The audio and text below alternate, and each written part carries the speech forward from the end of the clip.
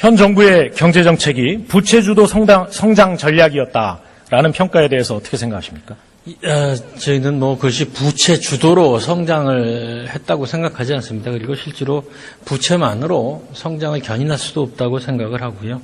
그래서 전략은 물론 여러 가지 평가가 있을 수 있겠습니다만은 지금까지의 우리 정책이 또 어려운 여건 속에서도 양호한 성적을 낸 부분도 있다 이렇게 말씀을 드리겠습니다. 자, 하겠습니다. 그리고 부총리, 예. 우리나라가 미국이나 일본보다 내수를 활성화해서 내수 비중을 높여야 할 이유가 훨씬 더 많은 나라죠.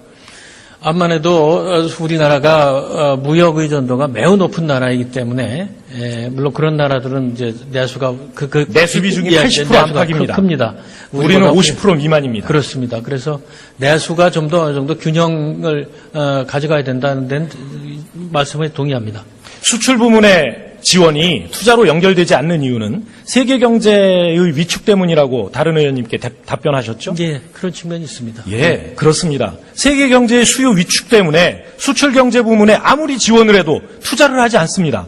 그러면 어디다 투자를 해야 되겠습니까? 내수로 돌려야 되지 않겠습니까? 내수 투자도 늘리고 그렇게 하려면 내수의 유효 수요를 넓혀야 됩니다. 그것이 무엇입니까? 소득입니다.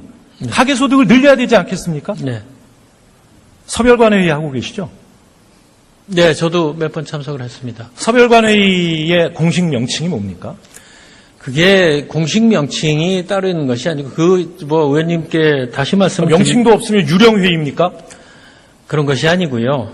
서별관 회의라는 것이 그냥 협의체의 성격을 가지고 있는 것입니다. 관련 어떤 정책에 대해서 관련 부처 장관이나 혹은 어떤 때는 하는 총재도 오시고 하는 그런 협의체를 가지고 있는 것이고, 그래서 그것은 주제에 따라 바뀔 수가 있는 것이고, 다만 이 서별관 회의라는 이름이 온 것은 장소가 청와대 서별관이 되다 보니 서별관 회의라는 명칭이 붙었는데, 저희가 그것은 공식적인 이름은 아닙니다. 그런데 이제 그와 같은 협의체 회의가 서별관 아닌 데서도 이루어진 적도 있긴 있습니다.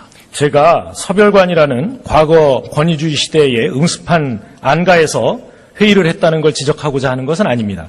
거시경제정책 조정회의, 이 서별관 회의의 공식 명칭 아닙니까? 아닙니다. 거시경제정책 조정만 하는 것은 아니고요. 다른 안건이 있으면 또 다른 안건도 같이 논의하고 그런 것입니다. 그렇기 때문에 유령회의입니다. 공공기록물 관리에 관한 법률 시행령 제18조는 주요 정책의 심의, 조정을 위한 차관급 이상의 회의에는 반드시 회의록을 작성하도록 하고 있습니다.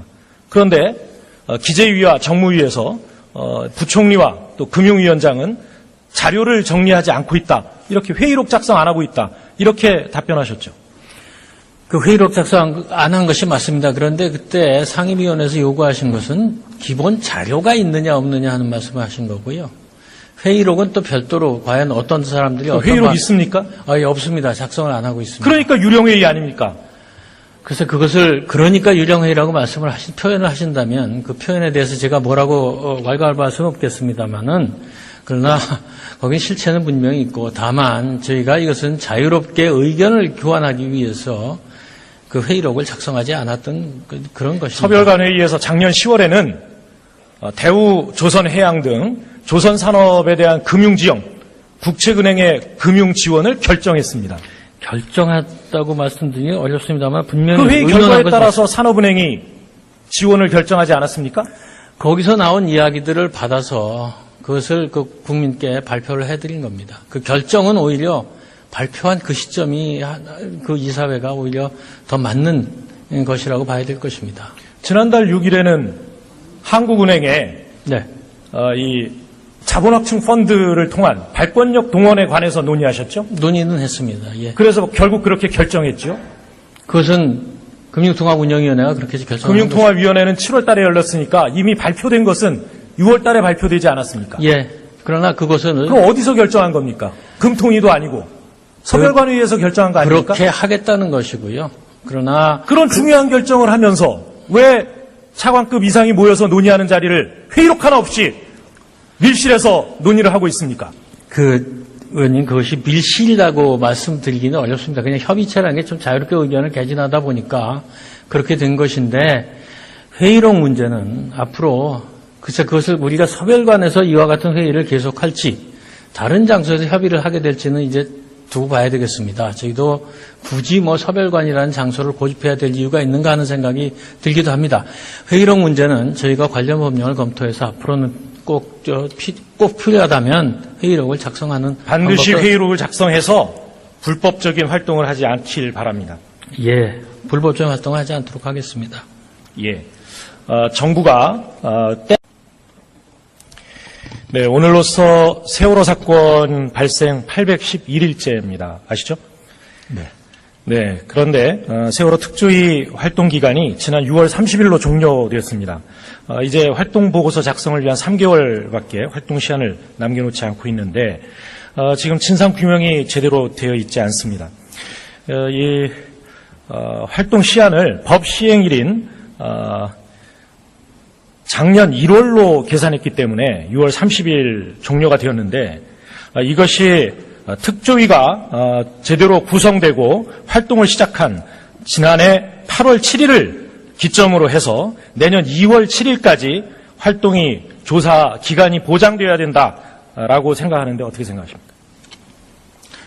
기본적으로 이 한시법 특별위원회를 구성하는 한시법의 경우에 이 법정 기한이라는 것은 굉장히 종합적이고 물리적으로 엄격하게 해석을 해야 한다고 생각합니다.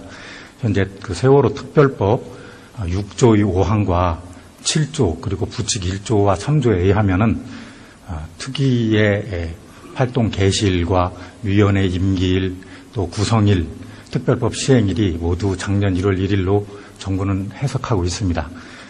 말씀하신 그 8월에 이 예산이 배정된 국무회의에 의결을 하고 배정된 날이 8월 7일과 14일형으로 알고 있는데 그것을 이 특조위의 활동 기간으로 이렇게 연계하는 것은 다소 어려움이 있다고 생각을 합니다. 정부가 예산을 늦게 배정함으로써 사실상 조사 기간을 낭비하게 만들었다 이렇게밖에 들리지 않습니다. 이제 세월호 선체 조사가 이제 인양을 앞두고 본격적으로 있을 예정인데 선체 조사 결과조차 반영되지 않은 그런 부실한 이 조사 활동으로 그치게 된다면 이것은 우리 국민이 정부를 반드시 질타하게 되리라 생각합니다. 지금 이제 국회에서 특조위의 조사기간 연장을 논의하고 있는 만큼 정부에서는 조사기간 연장에 대해서 적극적으로 존경하는 국민 여러분, 빚과 세금만 늘어서 얼마나 힘드십니까?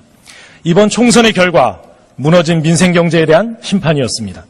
박근혜 정부와 새누리당은 재벌의 세금을 깎아주고 규제를 풀어주면 경제가 살아날 것이다 이렇게 이야기했습니다. 그러나 결국 돌아온 것은 성장률 하락과 가계부채, 국가부채의 급증이었습니다. 그리고 비정규직 일자리의 증가뿐이었습니다. 가계는 휘청거리고 국민은 더욱 불안해졌습니다.